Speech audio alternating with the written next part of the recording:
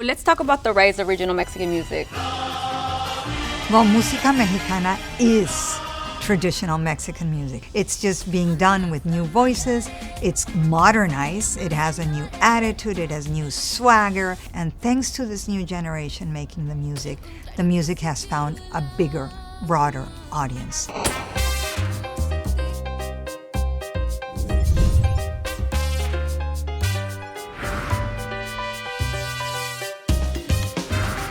Música mexicana comes from Mexico, obviously, and it's a mix of folk sounds from Mexico blended with a lot of European influences. So you have a lot of influence from Spain. You also have a lot of influence from German immigrants. You have guitars, and then you have tubas.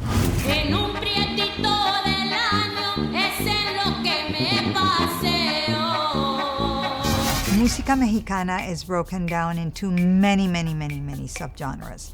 First of all, there's mariachi. Uses a lot of strings and trumpet, beautiful uniforms, and a lot of violins. Y creo que si me voy para México, pues tenemos también unos representantes grandísimos, artistas con los que crecí, que me influenciaron desde niña. Juan Gabriel, Ana Gabriel. Vicente Fernández, tuve el placer de girar con él en su gira del adiós durante 13 shows. Conocer de cerca a una persona, a una estrella tan gigante del género que además amo, que es la música vernácula, el mariachi, el regional. Banda is completely a brass instrumentation.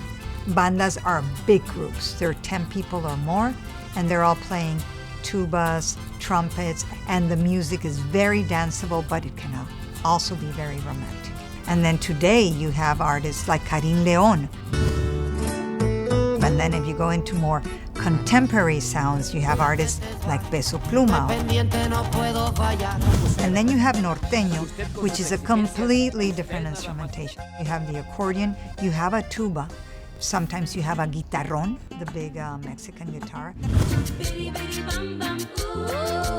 Selena does the music that we call Tejano or Tex-Mex, and these are the people that grew up in Texas, kind of near the border with Mexico.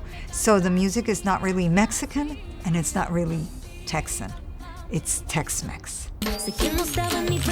But Becky G is similar in the sense that Becky G grew up in California, and really her Spanish wasn't great, and she really learned it to be able to perform the music.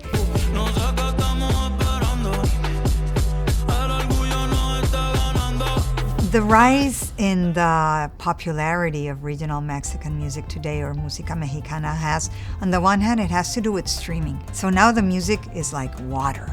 Anyone can consume it anywhere, and the music has become very youth-driven. You